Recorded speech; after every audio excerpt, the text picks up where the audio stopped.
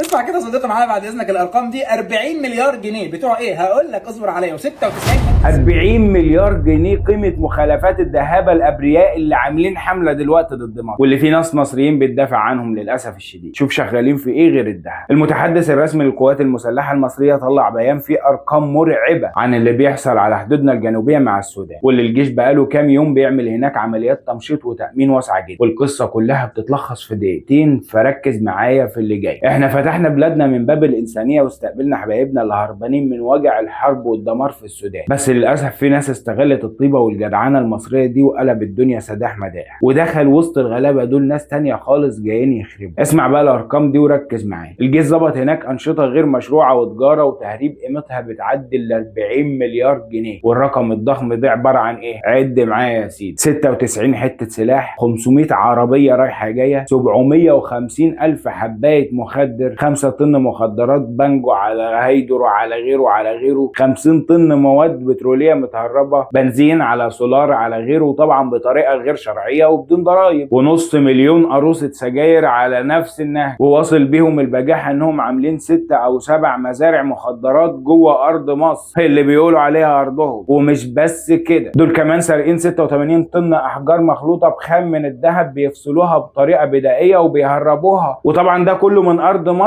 اللي اتطردوا منها. طيب مين بقى اللي ورا الليله الكبيره دي كلها؟ حوالي 100,000 بني ادم، وبالظبط عشان الدقه وعشان ما حدش يقول لي الرقم مش مظبوط، 99,886. ودول مش سودانيين بس، دول من جنسيات مختلفه، وكلهم من افريقيا عامه او من سود البشره. على راسهم ناس من السودان وجنوب السودان اتقبض عليهم كلهم على الحدود، وهم بيحاولوا يهربوا الحاجات دي ويهددوا امننا القومي. وطبعا لما الجيش بدا يضرب بيد من حديد، طلع شويه من صناع المحتوى السودانيين يصيحوا ويقول مش صناع محتوى بس، ده كله بقى: الحقوا جيش مصر بيقتل ولادنا، الحقوا جيش مصر بيضرب ولادنا اللي بينقبوا عن الذهب والدهابه والدهابه والدهابه، والدهابه اصلا حراميه وسرحوا في ارض مش ارضهم. ولكن خلينا نقول اللي لينا واللي علينا، لان في ناس محترمه ومنصفه منهم ردوا عليهم وقالوا يا جماعه عيب، مصر هي الدوله الوحيده اللي واقفه مع الجيش السوداني وبتدعمه، والجيش المصري مستحيل يضرب على حد في ارضه، دول بيدافعوا عن حدودهم. الجيش المصري والداخليه بيتعاملوا مع الملف ده بحكمه ومن غير شوشره، عشان ما يسيبش حاله احتقان في الشارع والمصريين يصوروا وياخدوا العاطل بالباطل، لاننا في النهايه شعب اصيل، وبنفرق بين الاجنبي المجرم والمخرب اللي لازم يترحل، وبين اللاجئ الغلبان والاسره المنكوبه اللي ملهاش حد وجايه تتحامى فينا فعلا لحد ما حرب بلدهم تخلص. البيان ده معناه ان العصر ده انتهى، والجيش المصري بيستعيد السيطره الكامله والتامه على الحدود الجنوبيه، ومفيش سداح مداح تاني، والشعب كله واقف في ظهر جيشه وبيقول كملوا ودوسوا